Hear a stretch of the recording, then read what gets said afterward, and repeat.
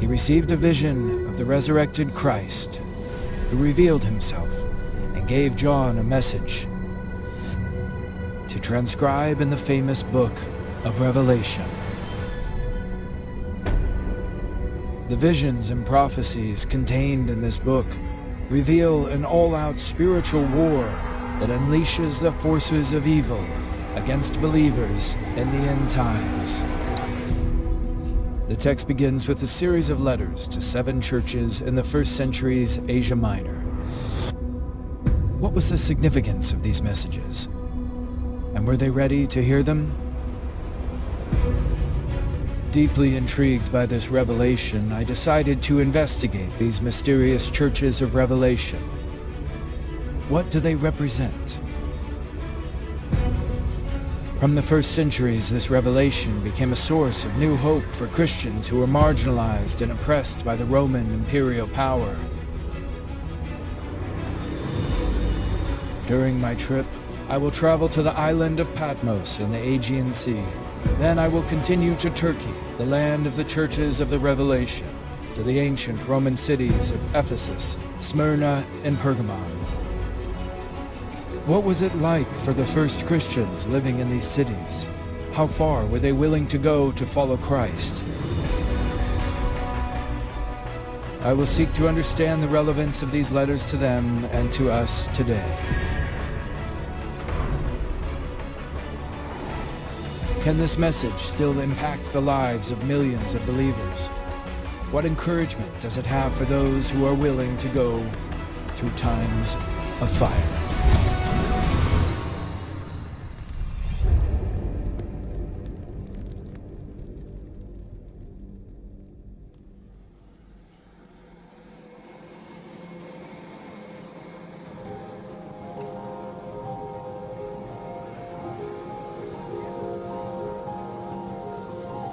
My journey begins on the island of Patmos in Greece. The island is located among the Dodecanese Islands off the coast of Turkey in the Aegean Sea. After several hours by plane and by ferry, I arrived at my destination.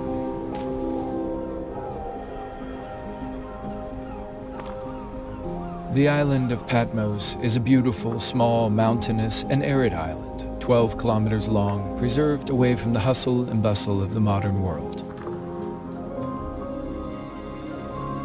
The island is a UNESCO World Heritage Site.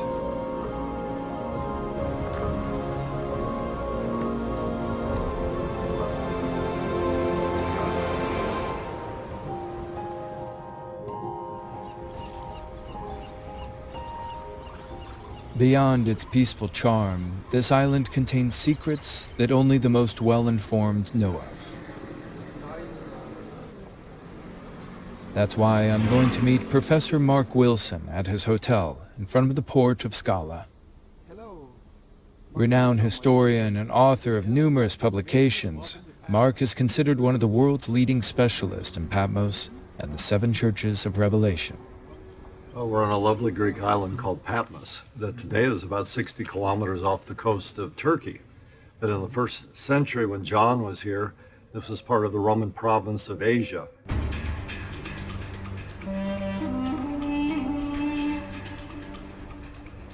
Well, apart from the New Testament, Patmos really is not mentioned very often in ancient sources. So it's sort of a forgotten island, but because it's mentioned in Revelation 1:9, all Christians around the world know the importance of this island and its significance for the book of Revelations. The island is considered to be sacred. It's home to more than 500 churches spread across its terrain. The oldest and probably the most impressive on the island is the Monastery of St John. With its dark color and fortress-like appearance, it overlooks the island in contrast with the white facades of the small town of Agora. The monastery was built in 1088 by St Christodule, the Byzantine emperor of the time. Alexis I's command offered him the island of Patmos in its entirety to build a monastery he also financed. It is in the monastery's church that I find the most obvious traces of the presence of the Apostle John on the island. The whole church is adorned with ornaments and icons, as well as magnificent frescoes that cover the walls and the exterior facade. They show John baptizing the faithful and exercising his ministry on the island. Most of the frescoes of the Apostle depict him accompanied by his disciple Procurus, who followed him into exile from Jerusalem. Now we know that prisoners often were accompanied by attendants or by slaves, so it's very possible that John did not come alone. And the traditions that we see on icons here are when John received the revelation, he dictated it to Procurus, who wrote down the revelations of Jesus Christ. But what exactly were the reasons for John's exile on this remote island? From the beginning of Christianity, shortly after the crucifixion of Christ, the first apostles and founders of the church, including the Apostle John, were oppressed by the Roman authorities while trying to survive and spread their faith. The Apostle John arrived in Patmos as an exile. He was deported by the Romans. The Romans would exile political prisoners to islands, all throughout the eastern Mediterranean. The book of Revelation really doesn't tell us specifics about how he came here. He says that he's on the island because of the Word of God and the testimony of Jesus Christ. And he identifies himself as a brother and companion in the suffering. The book of Revelation is set in a context of persecution, and John declares, "I, John, your brother, who share like you in the present distress." So there is a difficult time for all the churches, for all Christianity at that time. It was during the 1st century that Christendom experienced its first period of significant persecution. Nero was the first emperor to have Christians massacred, including the apostles Peter and Paul, murdered in Rome in 65 AD.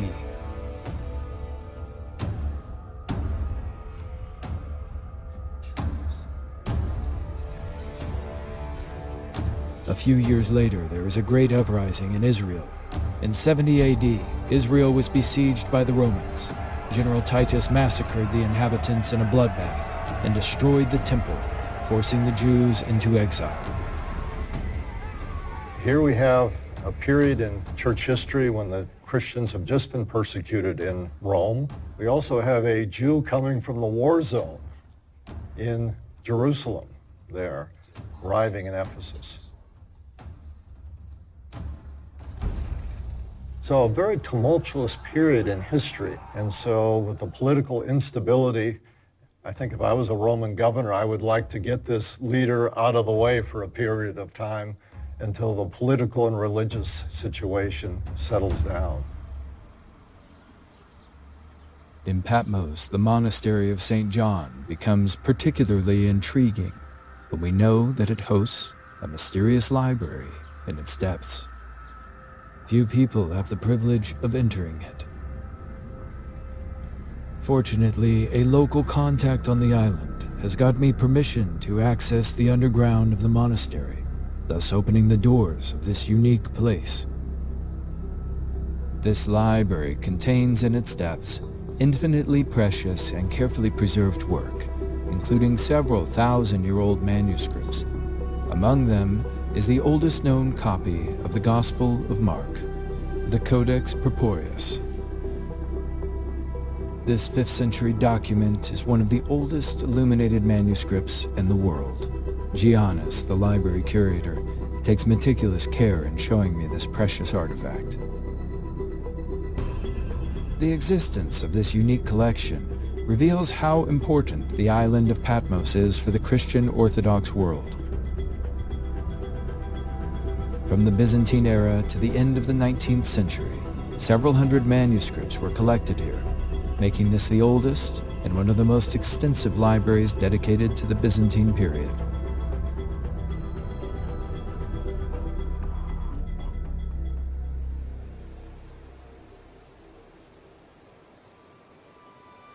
But the most sacred place on the island is located on one of the slopes of the hill where the Monastery of St John is erected. This bright white building houses the famous Cave of Revelation, in which John and his disciple may have found refuge during the 2 years of their captivity.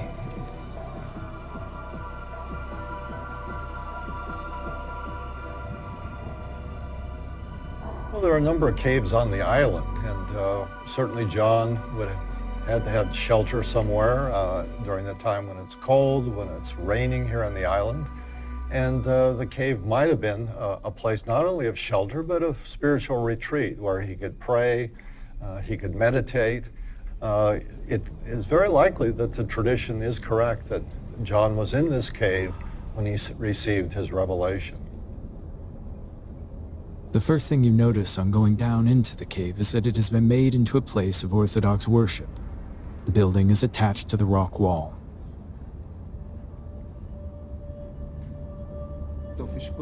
The natural part of the cave comes to marry with the divine part of the holy monastery. You can see, and it is impressive, the place where John the theologian laid his head to rest, as well as a small cavity where he put his hand to get up or kneel to pray.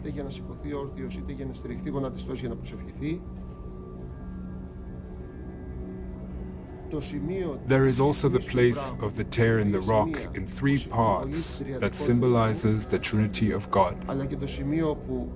This is where John's student, Procol, posed to write everything John told him. It is here that John received his revelation. First, he heard a powerful voice behind him, similar to a trumpet. Then the risen Christ himself appeared to him in all his glory, shining like the noonday sun. The book of Revelation describes that scene in detail. Then I turned to see the voice that spoke with me, and having turned I saw 7 golden lampstands, and in the midst of the 7 lampstands, one like the Son of Man, clothed with a garment down to the feet, and girded about the chest with a golden band.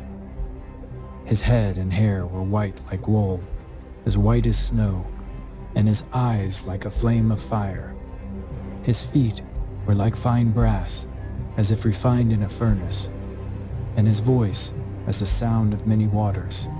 He had in his right hand 7 stars. Out of his mouth went a sharp 2-edged sword, and his countenance was like the sun shining in its strength. When he saw Christ, the apostle fell at his feet as if dead, aware that the risen Lord was speaking to him personally. But he laid his right hand on me, saying, "Do not be afraid." John is terrified. The vision shows Christ in the middle of 7 golden lampstands, holding 7 stars in his right hand. His powerful voice then resounds, "What you see, write it in a book, and send it to the 7 churches, to Ephesus, to Smyrna, to Pergamon, to Thyatira, to Sardis, to Philadelphia, and to Laodicea." The message of this vision is full of imagery. But what do these 7 lampstands represent, and why speak to these 7 churches? Jesus is in the middle of these 7 lampstands. He is dressed as the high priest. These 7 candlesticks, which are the 7 churches, are examined by the Lord to see if they are worthy of being lit or not. They appear in the first 2 chapters of Revelation. So they constitute the audience to which the author addresses. All these visions from chapter 3 are intended for the believers of these churches. It is like presenting the audience.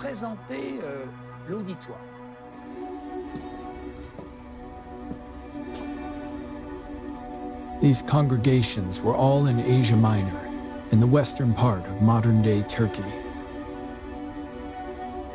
we can see that these 7 churches constitute like a crown geographically around the great metropolis of Ephesus. We have here an alliance of communities.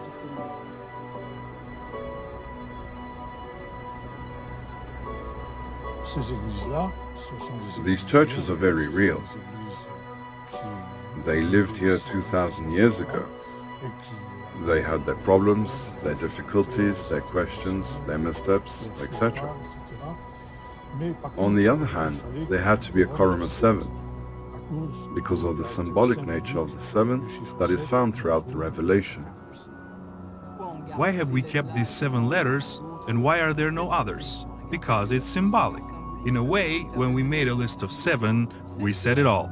We could do more, but it would not add anything because everything is already said.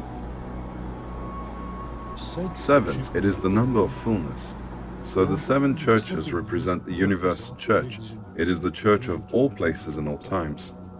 In the different characteristics, strengths, and weaknesses of these churches, we must also find our own. And therefore the diagnosis and solutions of Jesus must impact us today. Christ's intention was to point out their true spiritual state. He encouraged some churches, but exhorted others to take a good look at themselves or radically change their attitude. Some of them are strong in their faith, others are weak in their faith, and some are kind of in between. They're, as we say, straddling the fence. And Jesus, through John, is trying to pull them over and to be full followers of Jesus Christ.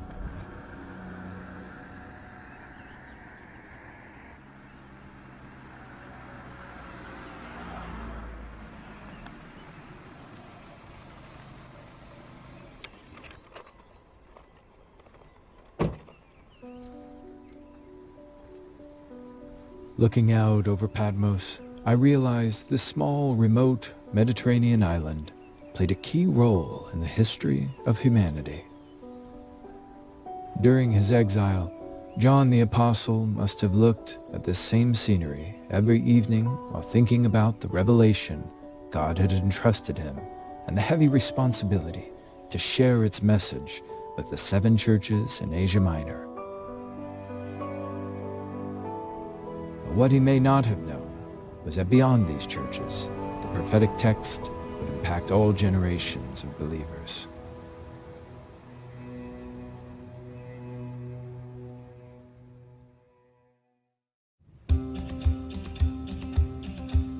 When he was finally released from exile, the old apostle settled in the metropolis of Ephesus on the other side of the Aegean Sea. That's where he would continue to spread his message. So for my next stop, I will follow his footsteps to Turkey.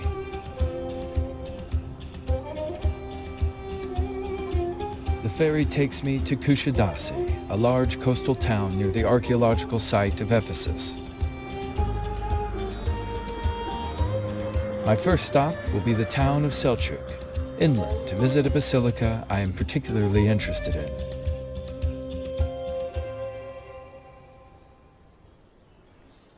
Behind these powerful fortifications is an ancient Byzantine basilica, the Basilica of St John. According to tradition, it was erected on the tomb of the apostle. In its initial phase, it was a simple tomb that was in a necropolis or cemetery there in the area.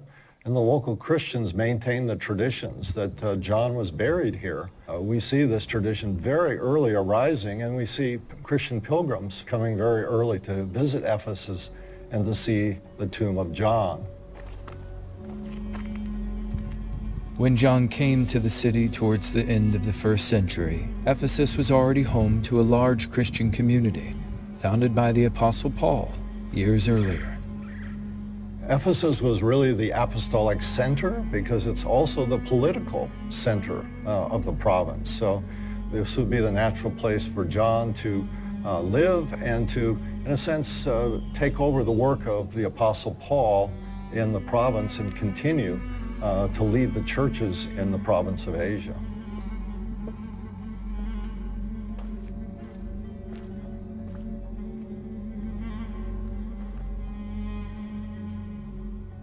An ancient baptistry still stands there as a witness to that distant period when new converts to Christianity were baptized.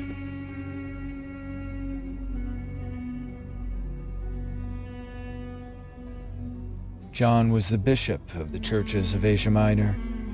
He thus had the authority to share the vision and Christ's message at the church in Ephesus.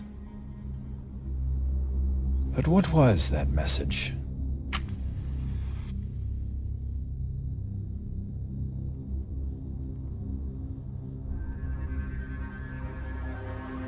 The letter to the church in Ephesus begins with encouragement. I know your deeds, your hard work, and your perseverance. You have endured hardships for my name and have not grown weary. We know that the Ephesian church was resisting false teaching. We see this in Paul's letters. There was a lot of heretical teaching about practices that he's combating there. The text is very complimentary to this church. She has perseverance and discernment, she has sustained, she is able to discern false apostles. But the text goes on to be highly critical. Yet I hold this against you. You have forsaken the love you had at first. The church has braved hostility, even suffered for Christ. But at the time of the book of Revelation, Christ reprimands it for having lost its first love of him. What a very mysterious paradox. This text perplexes me. What opposition did the church face in its early days? And above all, what is this loss of love referred to in the Revelation all about? Ephesus was once a large and thriving city on the coast of the Roman province of Asia Minor. The sea used to reach as far as the port via a canal that is now blocked. That is how Ephesus had such influence across the Aegean Sea. The archaeological site is located not far from the basilica, a few hundred meters away. Today, the beauty of the ancient site of Ephesus is a clear indication of the grandeur and opulence it enjoyed in its peak. In the 1st century, this city was of equal importance to Alexandria, even to Rome, the imperial capital. It was the political and religious center of Asia Minor at the time. Ephesus was a bustling city, a cultural, commercial, and religious crossroads, buzzing with activities. Its port hosted many ships that came to carry goods from all over the Roman Empire. It had huge public buildings, an enormous theater, a library, and a temple that is considered one of the 7 wonders of the ancient world, the Temple of Artemis of Ephesus. Ephesus was the most important city in the province of Asia during the time of the early church. Because of its strategic location, Ephesus was a perfect place for the gospel to go forth.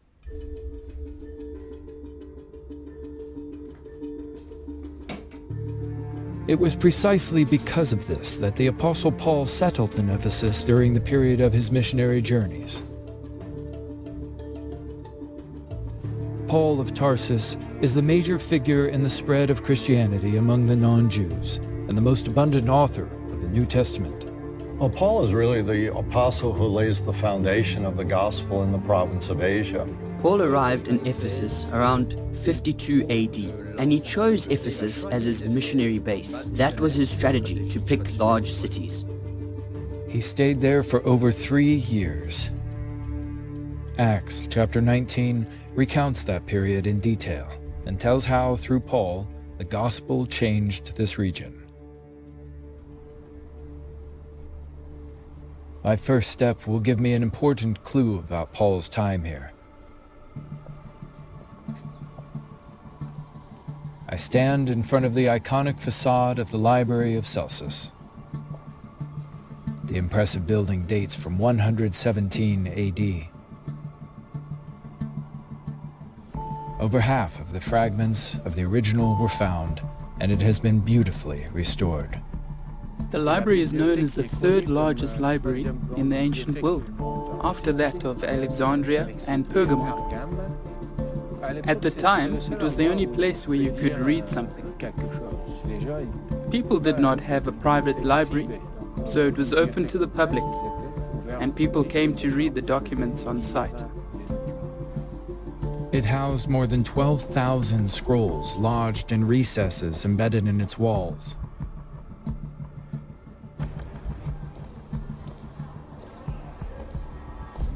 As I climb the steps of the library, an important symbol catches my eye. A 7-branched candelabra called the menorah. This is clear proof that there was a Jewish community in Ephesus. We know from the book of Acts that Paul, as a Jew, spoke in synagogues when he arrived in a new city.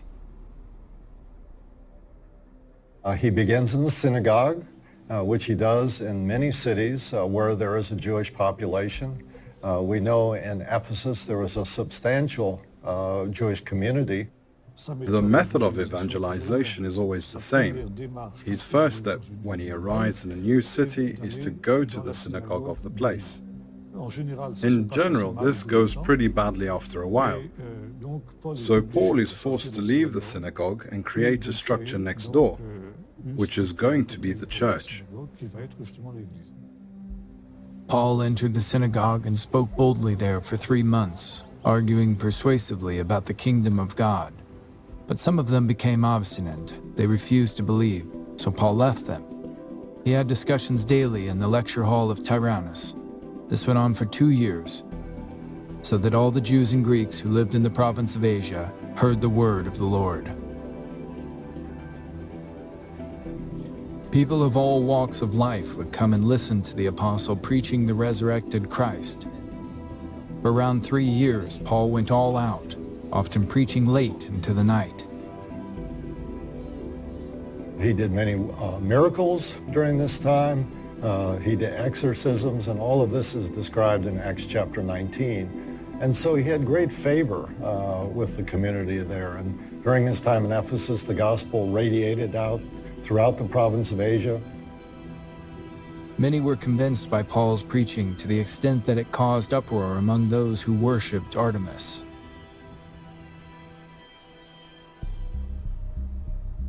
For as we know, when Paul was there, Ephesus was a hub of paganism and the occult.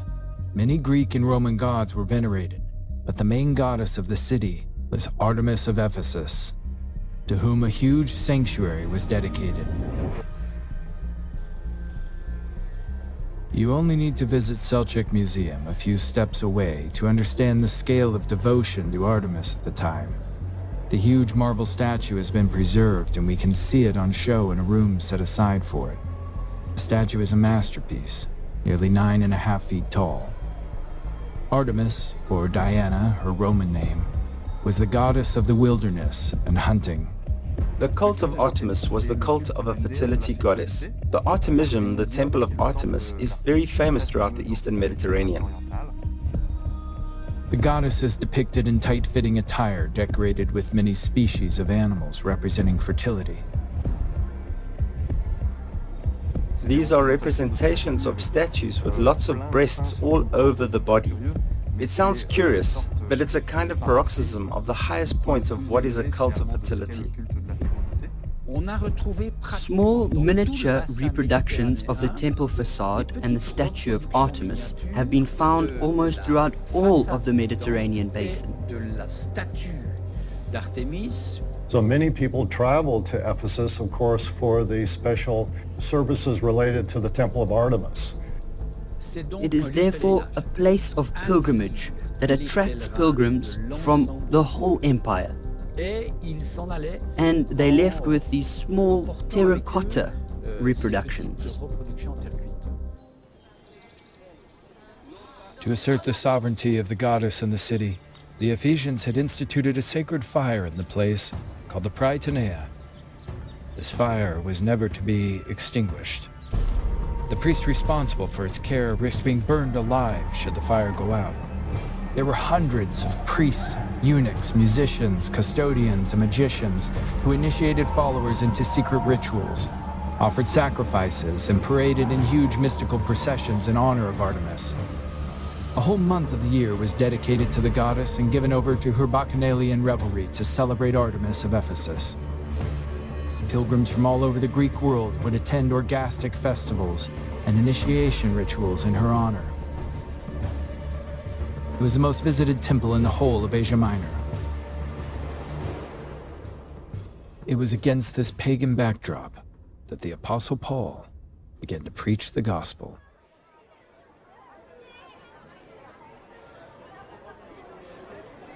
Nowadays, it is not pilgrims coming to worship Artemis that flood the city, but tourists visiting the site in their thousands every day.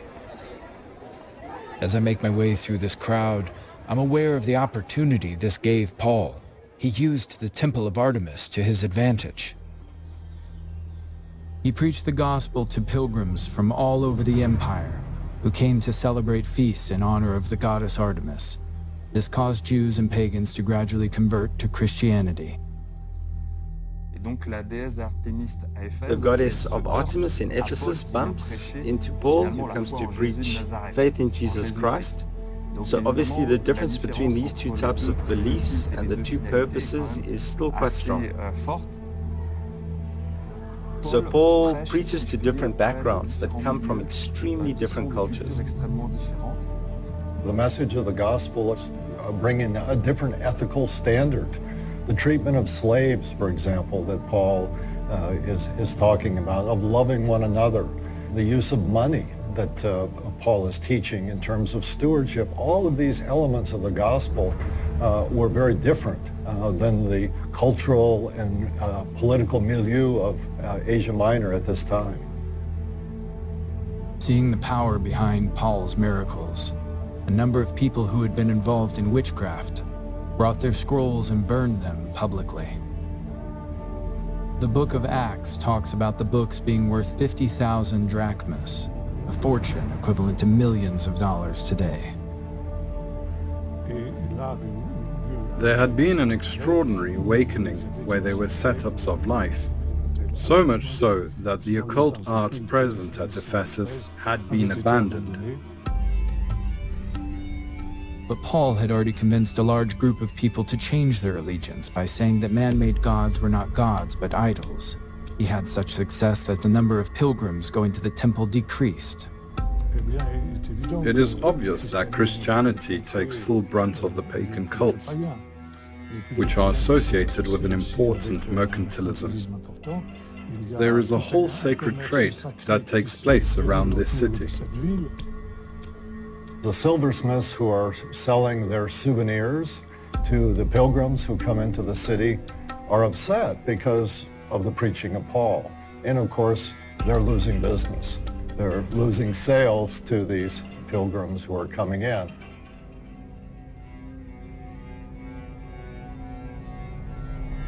The Acts of the Apostles in chapter 19 recount, in an absolutely incredible episode, the summoning by Demetrius of his colleagues in the congregation of goldsmiths.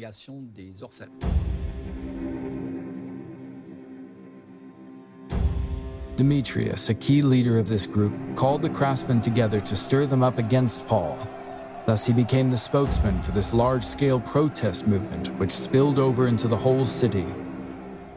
He realized that after a few years his trade was failing, and he made Paul and the Christians absolutely responsible. And so they used the occasion now to bring opposition against Paul and to accuse him then of demeaning the status of Artemis. And as a result, the riot takes place and this large crowd goes into the theater that's close to the commercial Agora there. The semicircular theater could hold 25,000 people. So, in the midst of utter confusion, these people came together to listen to Demetrius' speech. He easily succeeded in convincing the crowd, who then became unanimous in their defense of the goddess Artemis. And we have now this mob for 2 hours shouting, "Great is Artemis of the Ephesians." The riot was suddenly directed against Christians and Jews, as the Ephesians did not make any distinction between these two belief systems. Paul wanted to appear before the crowd, but his companions discouraged him to prevent him being attacked by supporters of Artemis. The issue was resolved when the city clerk arrived. In Ephesus, there was one very important thing. The city had the title of City near Colossus, a city that had a temple.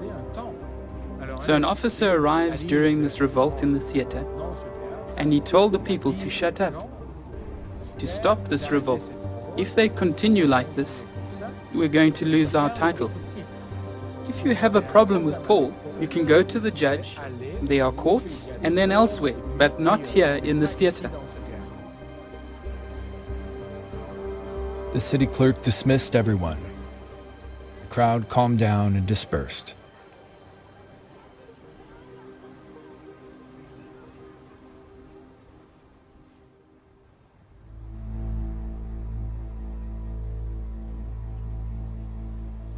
Because of this opposition, Paul had to leave the city and decided to set off for Greece to continue his missionary work there.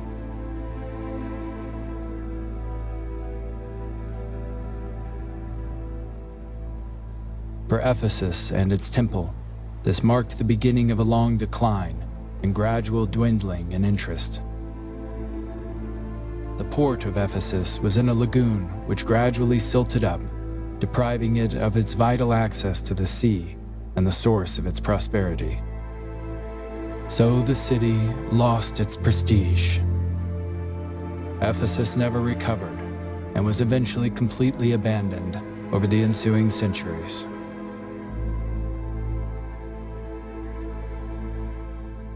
But let's get back to Revelation.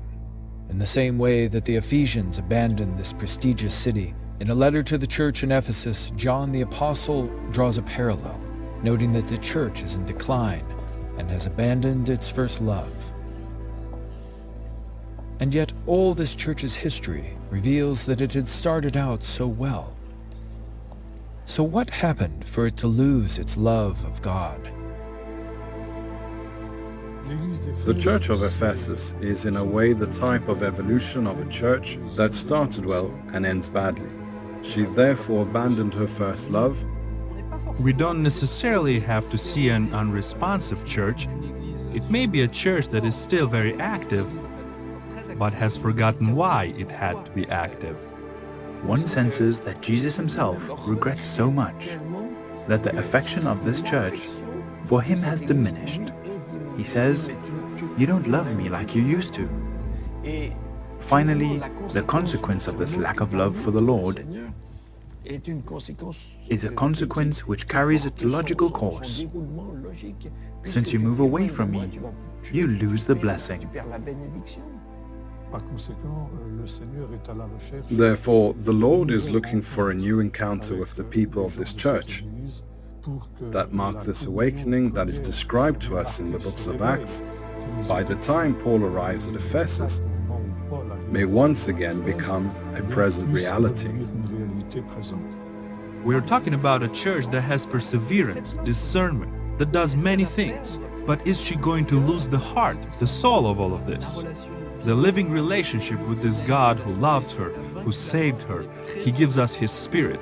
And so that's really the challenge, to say, is this still a relationship? And that is what threatens us. We see how in a believer's life, and even a committed believer, it is easy to start talking about God and stop talking to God.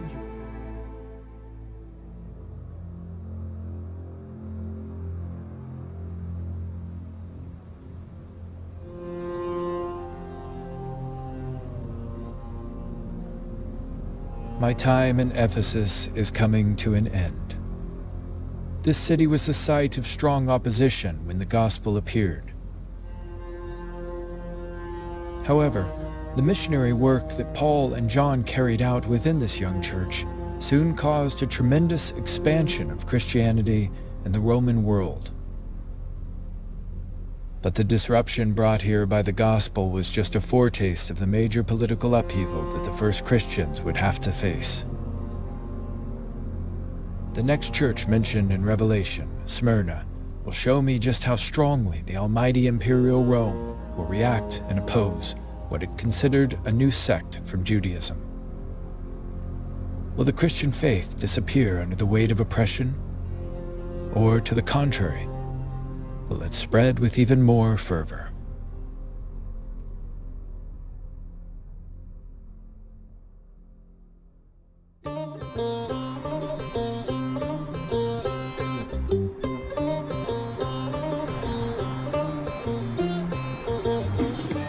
Now my road leads me to the city of Izmir.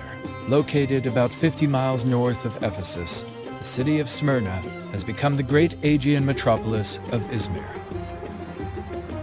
It is the third largest Turkish city after Istanbul and Ankara. It is Turkey's second port.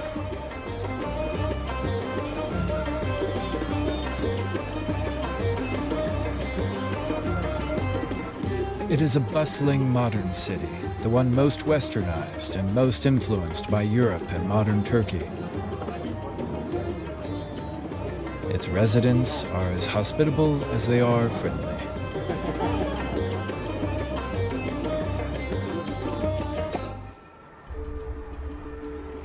In ancient times, under Roman occupation, Smyrna was a prestigious city in Asia Minor, and its port grew in importance to the detriment of that of Ephesus, which gradually silted up. It was a port town founded there after the time of Alexander the Great. And it was renowned again throughout the Roman Empire as being a type of an intellectual city. It was noted as the traditional home of Homer. It was in direct competition with its neighbors Ephesus and Pergamon for political and economic power. And these cities competed for civic honors. Who is the first and the greatest city in the province of Asia? So between Ephesus, Smyrna, and Pergamon.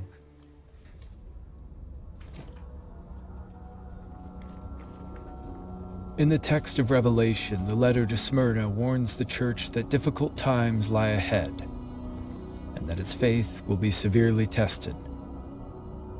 I know your afflictions and your poverty, yet you are rich. I know about the slander of those who say they are Jews and are not, but are a synagogue of Satan. Do not be afraid of what you are about to suffer. I tell you, the devil will put some of you in prison to test you, and you will suffer persecution for 10 days. Be faithful, even to the point of death, and I will give you life as your victor's crown. There is no words of blame. There's no problems because of this issue of persecution. So Jesus is encouraging them to continue through the time of persecution that they're experiencing. The Smyrna church is going to experience a 10 days tribulation. It is not something to be taken literally. It means that it is going to experience very serious persecution. The letter to Smyrna is very intriguing. What exactly would these persecutions be? What dramatic events will transpire for the Christians of Smyrna?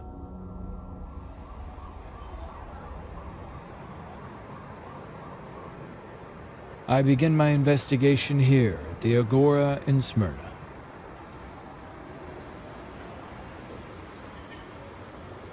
This place is the only real archaeological excavation site in the city of Izmir. The Agora was the administrative and commercial heart in antiquity, and it is here that the best preserved remains of the city were discovered. In antiquity, when cities were founded, there was a square in the center, an empty space.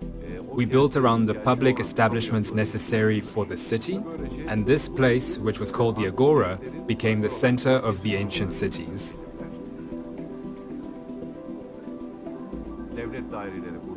Shops and public establishments were located here.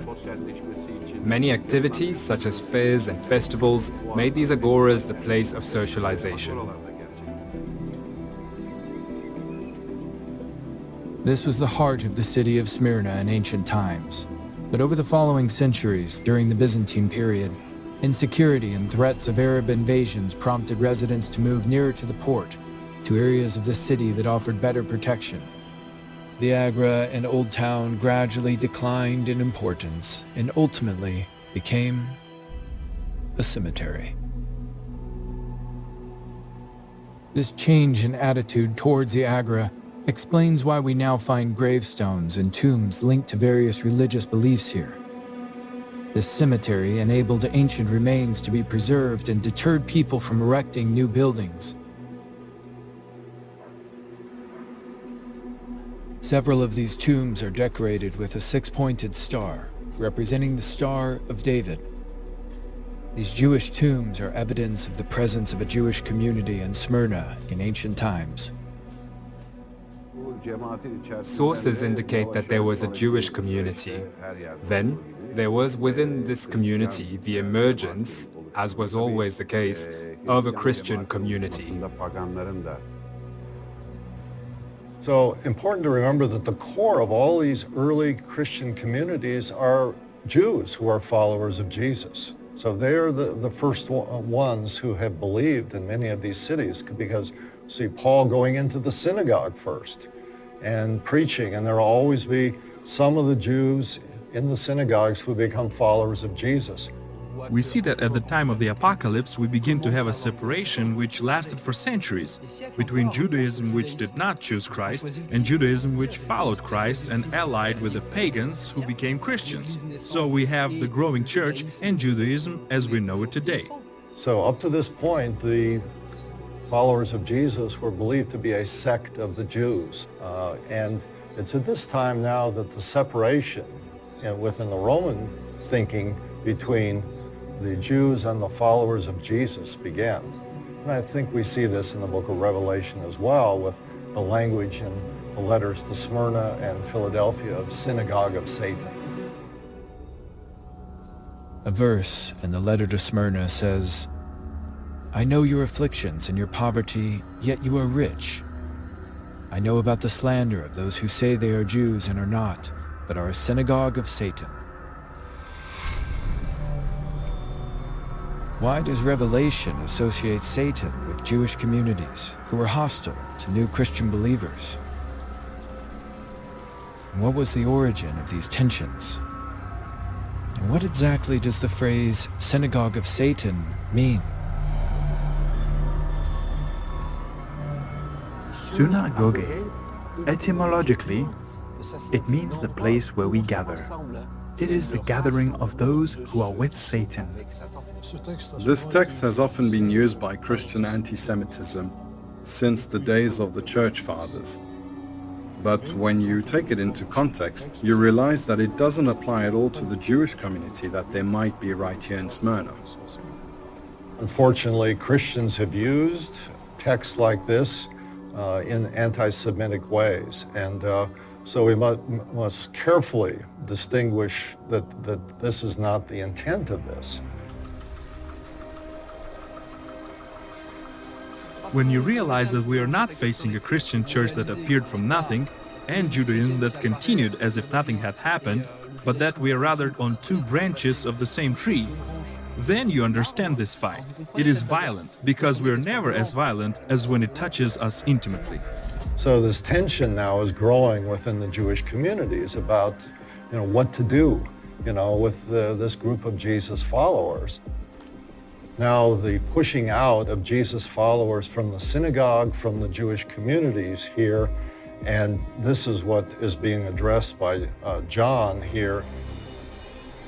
So for the Apostle John, the synagogue of Satan refers to the group of Jews opposing Christians and accusing them before Roman authorities of not being true Jews. But when he talks about the suffering that the Church of Smyrna will have to endure, what is he really alluding to? What was really at stake for Christians detaching themselves from Judaism? We first need to understand that Jews enjoyed special dispensation in the Roman Empire. The Roman Empire was a relatively tolerant empire, provided that the conquered people added to their pantheon the emperor, the cult of the emperor, and the goddess Roma. In Smyrna, as in Ephesus and Pergamon, citizens worshipped the emperor. They venerated Roman emperors and the goddess Roma, who was over all the goddesses of the city of Rome as gods. We have the imperial cult temples there in these three major cities, again for the Greek residents there to offer up worship, incense to the emperor as a Lord and God. And so this was part of the reality of living in these cities in the first century. This was obviously something that was unacceptable to the Jewish people, and the Jewish people had been exempted from this obligation, provided that they offered in their temple not sacrifices to the emperor, but sacrifices for the health of the emperor. This was very important, as it would have a dramatic effect on the early Christian communities from the beginning of the 2nd century. From the moment the Roman Empire realized that Christians were not what they had thought, that is to say, a branch of Judaism, Christians were no longer covered by the consensus that had been granted to the Jews, so they found themselves under an obligation to worship the emperor. This explains the dramatic situation in Smyrna. It meant that Christians were confronted with a terrible dilemma. Would they deny the emperor, or would they deny Christ?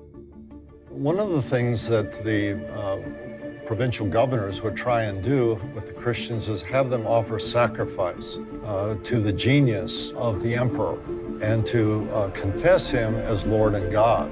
When they would refuse to do that, sometimes persecution resulted in even death. So their position started to become extremely difficult. Christians were perceived as being antisocial and rebellious towards the established order. Rome began hounding these dissidents and unleashing persecution. Well, until the time of Constantine, of course, we had various persecutions in the church. We had these waves of persecution in which many Christians died. A tragic event made the situation even worse. In 63 AD, a fire that raged for several days destroyed a large part of Rome, the capital of the empire.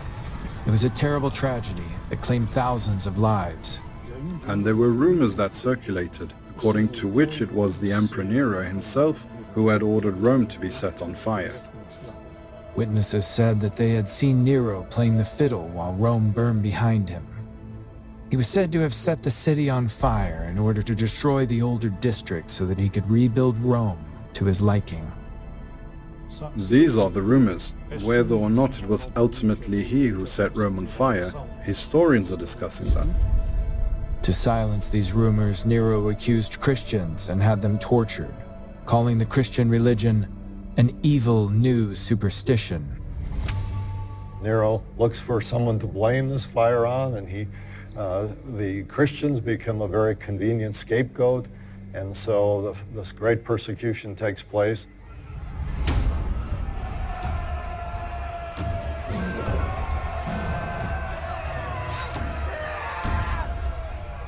In the direction of the current Vatican, he had created 2 rows of crosses on which Christians were crucified. Coated with pitch, he had lit them like living torches, and he passed in his chariot between his 2 rows of Christians playing the lyre. That also inspired him for his literary and artistic works. This was the backdrop to the emergence of martyrs, Christians preferring to be killed as a testimony to their faith, rather than renounce their beliefs. They chose to die horrendous deaths and were made a spectacle of.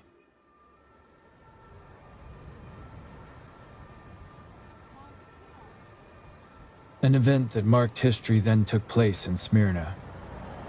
It was here that St. Polycarp, a disciple of the Apostle John and one of the first bishops of the Church of Smyrna, was martyred. I crossed the town of Izmir to get to the church bearing his name. The building seems quite modest compared to the others around it. I'm due to meet the Archbishop of Izmir, Lorenzo Peretto, a former Dominican friar of Italian origin, an expert on the history of his illustrious predecessor, Bishop Polycarp. Polycarp was the Bishop of Izmir. He was a disciple of the apostles, especially St. John. Maybe he knew him early in his life. He was still young. It is believed that he was born around the year 70. The Apostle John was already old, but he lived in this region. We actually think they got to know each other well. There's a tradition that Polycarp had this link with John, and around 110 AD, we know he's already the bishop of Smyrna. He was a very influential leader of the early church in Western Asia Minor in the 2nd century. The church interior is magnificent. Frescoes depicting the life of St. Polycarp decorate the whole of the vaulted ceiling.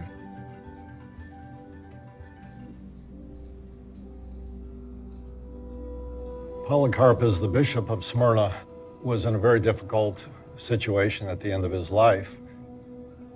There was opposition in the city of Smyrna against him.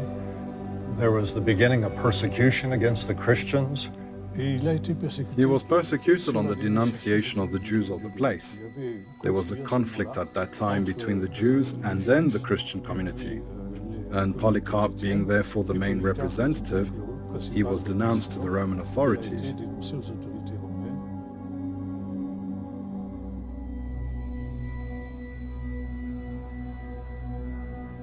Polycarp was warned by the disciples to flee the city of Smyrna, but he feels like he should return. And he appears before the governor, and the governor offers him his life. He says, "You're an old man, save yourself. All you have to do is offer incense to the emperor, and then you'll live." And Polycarp gives one of the most important confessions in Christian faith ever. He says, "For 86 years I've served the Lord, and he's done me no wrong. How can I forsake the Lord who saved me?"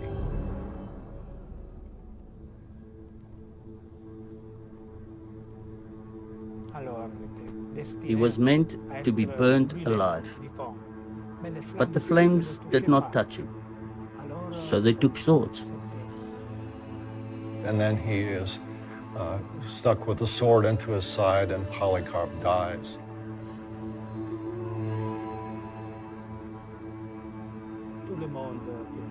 Everyone sang praises to God. It was a kind of glorification of Polycarp, his martyr.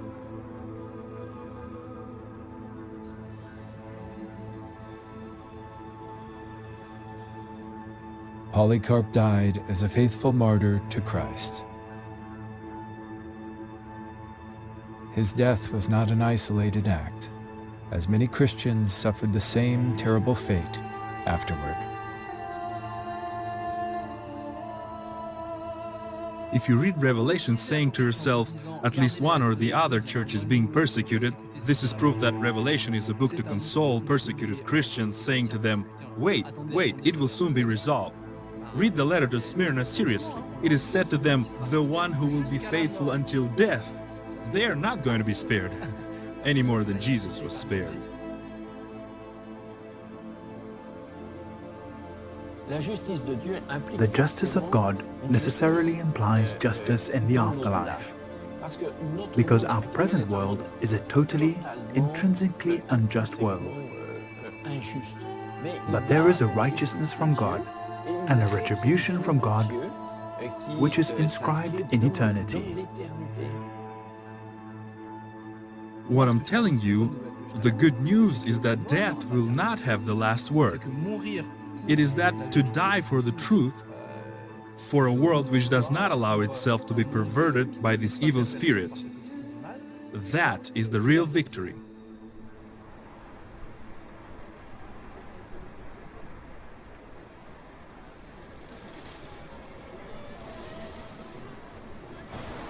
Faithful unto death? The question is quite disturbing.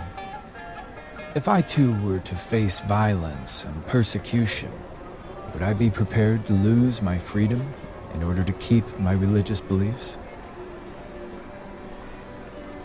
Observing the people strolling in the clock tower square of Izmir, I realize that I have no idea what my answer would be. The letter to the church in Smyrna encourages us to not fear suffering and death, because it offers a greater hope and justice in the hereafter.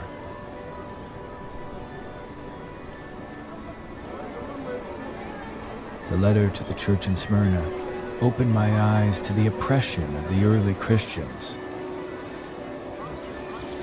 But it doesn't end there. The next letter in the Revelation to Pergamon goes even further. My next step will be to discover the real spiritual issues that were hiding behind the intense persecution.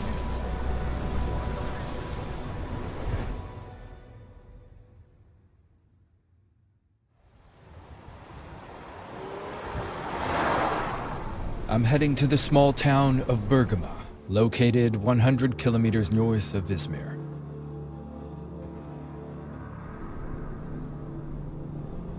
In ancient times, this is where Pergamon was enthroned, the mighty city to which the third letter of the Book of Revelation was addressed.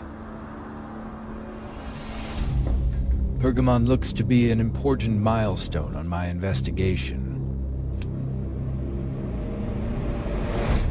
Persecution there was incredibly strong. There were some very strange, mysterious, occult-like activities going on in the city.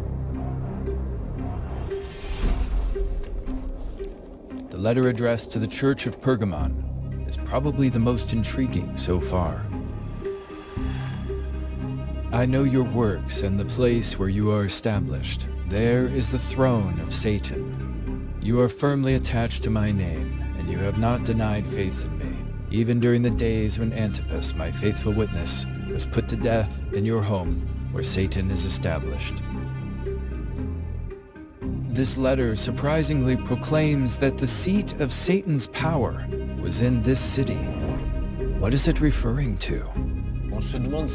One wonders, is there really somewhere on earth a place where there would be the devil's capital? This is a little curious. The letter also mentions a martyr by the name of Antipas who was put to death where Satan dwells. So, who was Antipas? And what is the connection between his death and the throne of Satan quoted in the text? Antipas, as the only martyr, was probably a leader in the church there, and as a result of probably an order from the provincial governor, he's killed. Christian tradition says that Antipas' prayers drove out demons and disrupted pagan rituals that were celebrated in the city. Pagan priests complained about this to the Roman governor, who ordered Antipas to offer an incense sacrifice in front of the statue of Emperor Domitian. Antipas refused to do so. He was condemned to a brutally agonizing death. It is said that he was burned alive inside of a metal bowl over a fire, causing the screams of this poor martyr to echo from within the metal monster. This gruesome story shows that witchcraft was at the heart of their pagan rituals and made this city a very dangerous place for Christians.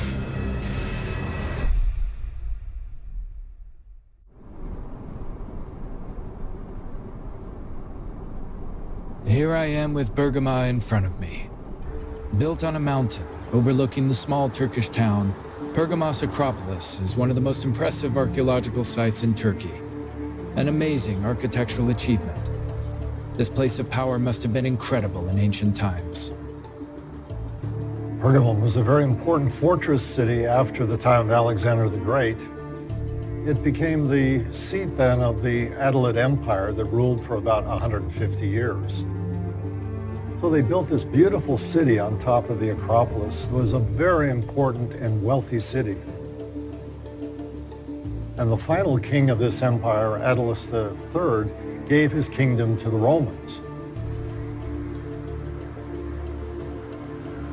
The Romans made Pergamon the first capital of Asia before moving the center of power to Ephesus. Pergamon was an extremely emblematic city, strong and powerful. it had huge political and religious influence. The city of Bergama was built on the old lower city of Pergamon. Excavation sites therefore focus on non-urbanized places. The only remnant that can be found in the heart of the city is an ancient Roman temple with gigantic dimensions. We do not know for which gods it was originally erected, although it was probably dedicated to the worship of the Egyptian gods Isis and Serapis, with rituals whose mystery remains concealed behind its huge walls. Later in the 5th century, the temple became a Christian basilica during the Byzantine period. I remain perplexed by the greatness and strangeness of this place, which affirms the importance given to the pagan deities at the time in this city.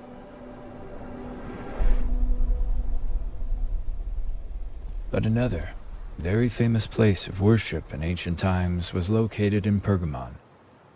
This is the Asclepion, a center of ancient medicine and worship to the god Asclepius. Located outside the city, a Roman road linked this huge therapy center to the city of Pergamon. It was famous throughout the empire, and the emperor himself would come for treatment here. The Asclepion was a particularly mysterious place, as it combined traditional medicine with magic and psychiatry. It was here that thousands of people came to seek the god Asclepius for healing from their illnesses.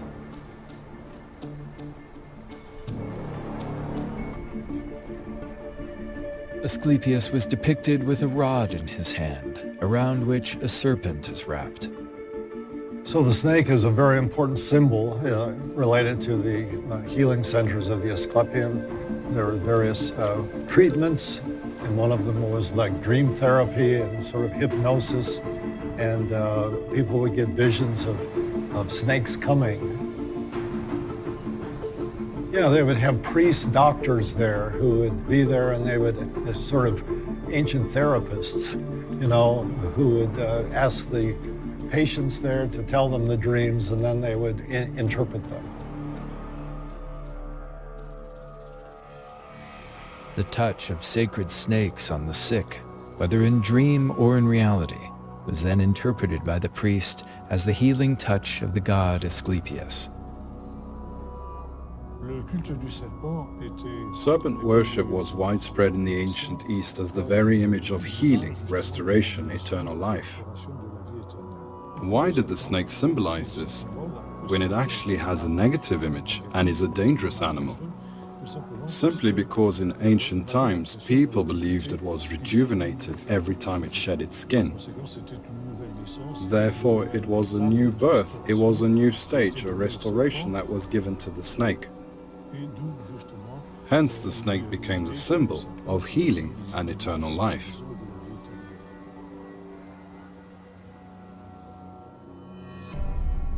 But for the book of Revelation, the snake is a negative image because it goes back to the Garden of Eden. It was in the form of a serpent that the devil tempted Adam and Eve in the Garden of Eden. The Bible depicts Satan as the author of evil and temptation. His name means accuser or opponent. Before he fell, he was one of the highest-ranking angels in heaven, but he, filled with pride, wanted to take the place of God who created him. According to the books of Isaiah and Ezekiel, war broke out in heaven between the angels who rebelled and those who remained faithful to God. Defeated and evicted from the kingdom of heaven, Satan and his fallen angels, banished on earth, did not stop seducing men, pulling them away from God. But after the last judgment, they will be condemned to a terrible fate, that of perpetual death in hell's lake of fire. Throughout Scripture, then, we see the negative image of the snake, and the book of Revelation with the dragon as well. This sort of imagery is a negative one. And so this tension that existed between Jesus as the healer and Asclepius as the healer existed. And so The cult of Asclepius became a great foe of early Christianity in the centuries that followed. Pergamon, the center of worship for Asclepius and the serpent, already has enough to deserve its satanic reputation. But are there any other practices alluding to Satan's throne in the letter to Pergamon?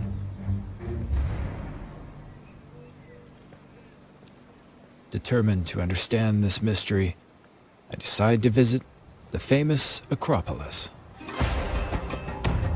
And to get there, I take the cable car.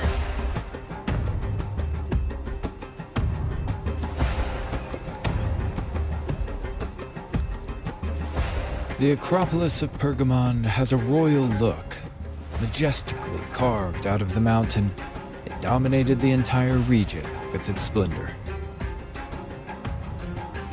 Well, on the Acropolis, there were three main levels or terraces. The top level that the palaces were located. There was a theater on the side of this that was the steepest theater in the ancient world. It beheld the largest library in the ancient world, after that of Alexandria. There was a central terrace, again with temples, other buildings, gymnasia, bath complexes, and then going down into the lower city as well, where there are other religious sanctuaries too. Among these religious shrines, the most famous was undoubtedly the Great Altar of Pergamon, also known as the Altar of Zeus. The Altar of Zeus is an extremely important building in the history of Pergamon, which was the place where they made sacrifices almost 24 hours a day. It is not a temple, but rather a place of sacrifice, which is an altar. Built in the 2nd century BC, this masterpiece of Hellenistic architecture consisted of a monumental staircase that led to a courtyard in which sacrifices were made. The altar was surrounded by the largest marble fresco in the world, representing the victory of the gods of Olympus over giants. This fresco is no longer visible here because in the late 19th century the altar of Zeus was disassembled and became the focus of a painstaking archaeological reconstruction in Berlin, Germany. A German railroad engineer by the name of Karl Humann, who comes to Pergamum and he sees some Turkish individuals burning marble fragments, which they did to get lime for building. And they did this all over from these ancient monuments. And he asked the workman, he said, "Where did you get that?" And he pointed to the wall. And sure enough, he looked there and he found all these beautiful pieces that had been broken up but put into the wall. And so he wrote to the Sultan in Istanbul, asked for permission to take these stones out of Turkey. In 1878, the Ottoman Empire gave Germany permission to excavate the site of Pergamon. And in the following years, a large number of the altar fragments were uncovered and sent to Berlin. Thanks to all these fragments from the site of the Acropolis, a museum honoring Pergamon was opened in 1930, and the Great Altar of Pergamon was the main attraction.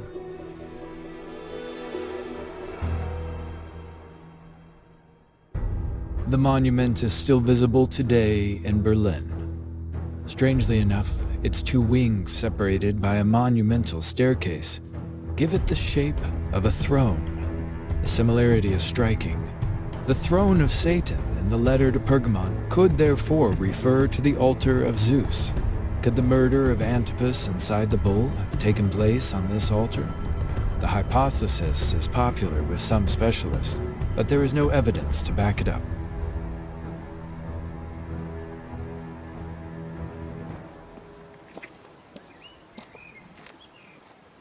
The rest of my ascent brings me to the most prestigious building on the Acropolis. On the highest point was built The Temple of Trajan, erected in the 2nd century AD by the Romans.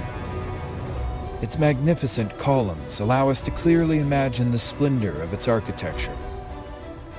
This temple was dedicated to the emperor and dominated the entire lower city, serving as Roman propaganda. It thus affirmed the imperial cult in Pergamon in a way unmatched in the whole province of Asia.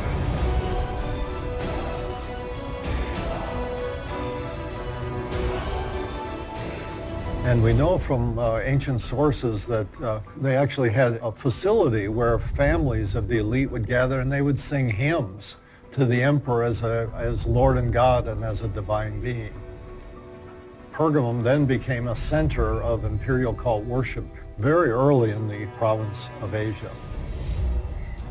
As I recall the murder of Antipas, I can easily see the influence of imperial worship here, as he was sentenced to death by order of a Roman governor in such an appalling religious ceremony.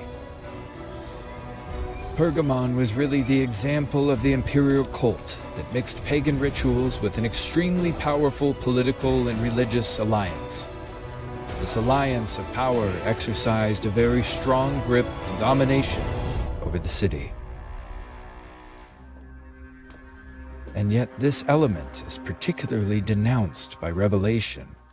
In chapter 13 of the book, John uses the image of a beast who receives power and authority through the dragon, representing Satan. But what does this beast represent?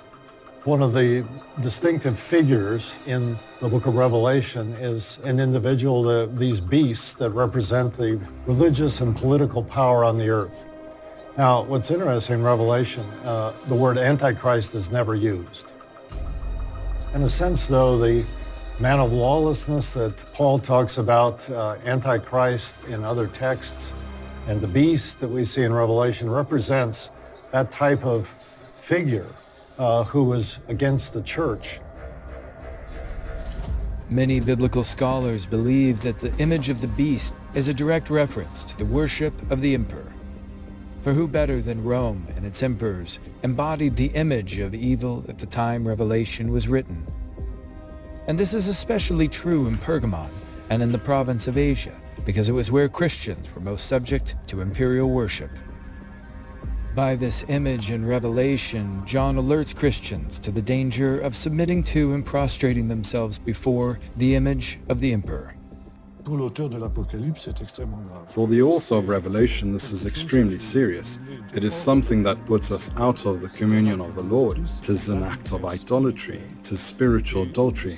And it is a great difference which is made by the Lord in the letters to the 7 churches between the conquerors on the one hand and the apostates. The conquerors are those who did not bow down before the beast and before his image. That is to say, they did not practice the imperial worship. The apostates are those who let themselves go to that. And history shows us that the emerging Antichrist figure was first embodied by the emperors who showed the most cruelty towards Christians.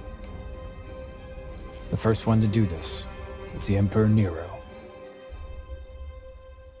It is believed that the figure who will forge this incarnation of evil is indeed that of Emperor Nero. The image of a cruel demonic emperor somewhere is an image that is already circulating as a sort of literary figure that is widespread in the Roman world. And the Christians, probably who also knew this Roman culture, take up this motive, and so Nero becomes this incarnation of evil because already had this reputation that was sulfurous in the Roman world. The figure of the Antichrist is an anonymous figure in the book of Revelation, and readers have always tried to give it a name. All the figures that were considered to be demonic, the name was appended to the beast or the Antichrist. It is, if you will, an available figure. Certainly we can look in history and see various figures who represent this beastly Antichrist figure, and they all are characterized by similar things. They try and suppress the scriptures, cause worship to them rather than to the true God. All of them have these similarities, take worship away from the true God to human personalities. The dictator Adolf Hitler was doubtless the most obvious Antichrist-like figure in modern history. He was strongly influenced by the imperialism of the Roman emperors, and his appreciation of the ancient monuments encouraged him to take a keen interest in the Great Altar of Pergamon, on display in Berlin. His favorite architect, Albert Speer, was directly inspired by the altar of Zeus when building the huge stage for Nazi Party rallies in Nuremberg. This was aimed at propaganda and mass indoctrination. It was intended to give the impression of grandeur, strength, and power. Searchlights created the illusion of pillars and a temple of light during nighttime gatherings. The meeting there had a distinct religious overtone. He himself embodied a type of messianic figure who would save the people. The politician who wants to legitimize his absolute seizure of power can only do so if he affirms, 1, that the nation is in danger, and that 2, he is the only possible saving figure. It's just a religious speech. But Nazi megalomania plunged humanity into atrocities. Racism and anti-Semitic hatred resulted in the Holocaust of 6 million Jews. Unfortunately, it was from this raised platform that the Nuremberg Laws of September 13, 1935 were proclaimed, legitimatizing and legalizing the persecution and prosecution of Jews in Germany and paving the way for the atrocity of the Shoah. Was Hitler fully aware of the symbolism of the Great Altar of Pergamon that he embraced? Or did he do so just by chance? The question remains open, as do questions about the spiritual influences that lie behind such powers.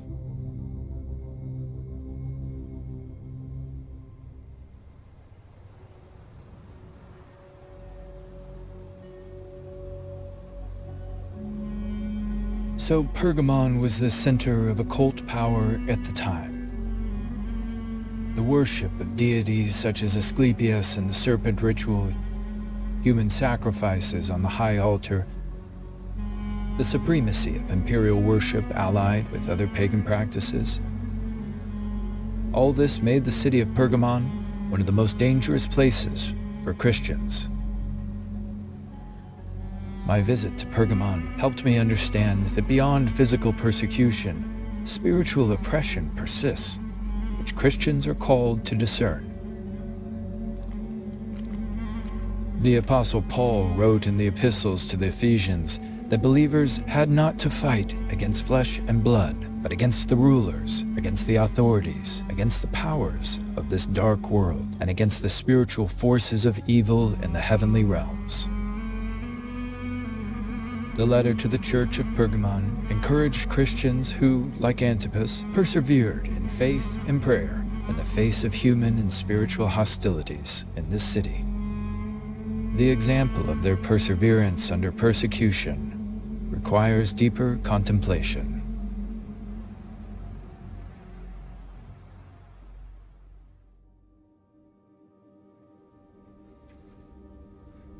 Christian persecution has unfortunately been a part of history since the beginning. But what about today? Are there Christians still killed or persecuted for their faith? Open Doors is an international NGO which supports Christians persecuted or deprived of religious freedoms around the world. The former director of Open Doors France, Michel Varton, shares the current situation with me. In 73 countries around the world today, Christians are persecuted for their faith. 73 countries. That's practically a third of the countries of the world. I can go further. 1 in 9 Christians in the world today are persecuted for their faith. Over 245 million Christians. So it has become a worldwide phenomenon.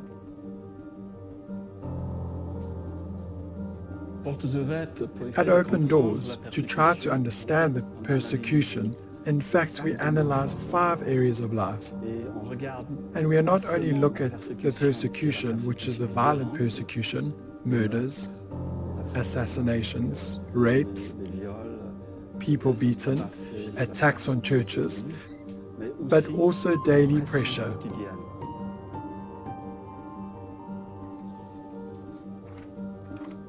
In fact, we are talking about 2 things, the hammer persecution, which is violence, and the vice persecution, which is everyday pressure.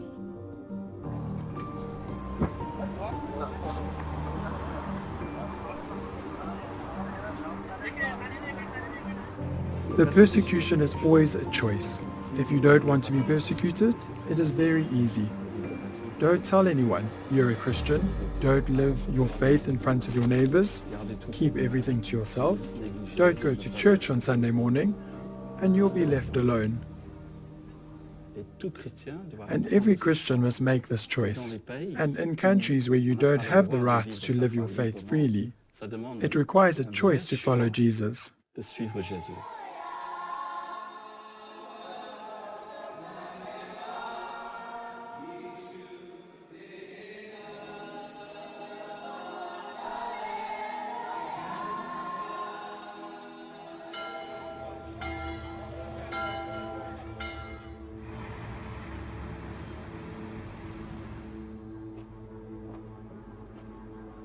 The danger in the West, let's say the countries where we can live very peacefully, is to settle down and consider that the comfort, the protection of God is ultimately a kind of Jew.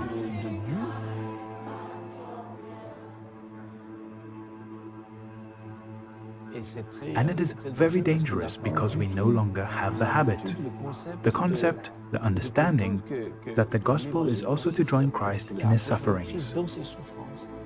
This is what the Lord asks, remain faithful until death. It takes faith, it takes a commitment, a firm conviction to stay with the Lord.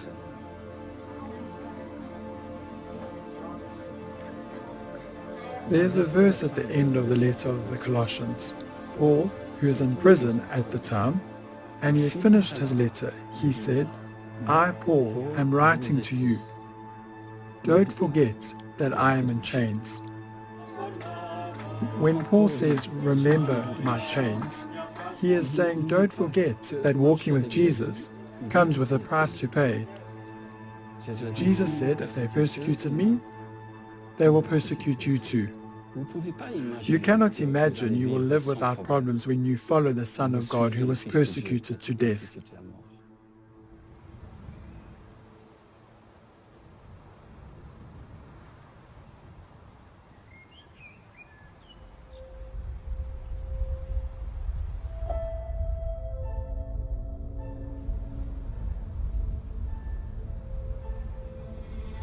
Persecution is a terrible reality, inherent in the Christian faith, which affects many believers in many countries around the world. The book of Revelation reveals the reality of evil that causes persecution, and it calls on believers to fight a spiritual battle.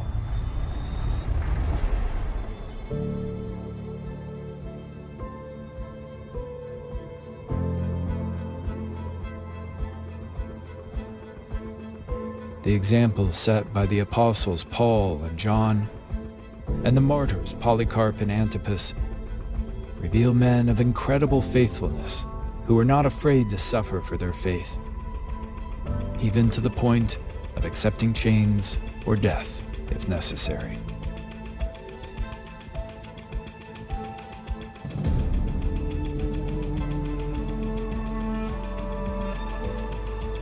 The letters to the churches and the whole book of Revelation resonate as a tremendous encouragement, a strong call to believers to become victorious. The victory described in the book of Revelation is not a promise for the believer to escape the test before them, but to face it head-on with faithfulness and courage, rooted firmly in their first love of Christ.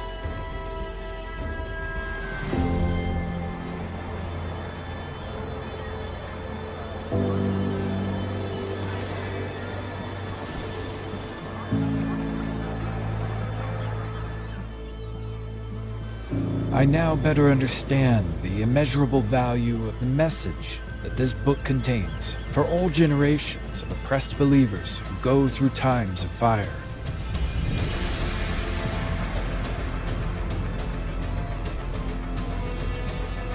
Behold, I am coming soon, are the words of Christ at the end of the book of Revelation, promising his return to his beloved church. Could this promise be for our generation? Will we live through these prophecies at the end of times?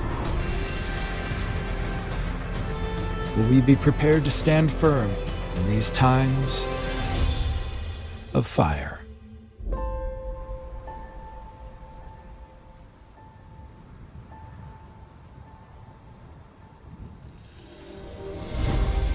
In search of answers to these deep mysteries, I continue my investigation with the next 4 churches of Revelation.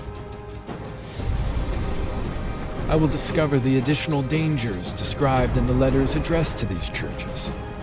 My quest will lead me in the footsteps of the evil prophetess Jezebel, who seduced the church of Thyatira. Uncover the dead church of Sardis, the victorious church of Philadelphia, and dive deeper into the lukewarm church of Laodicea.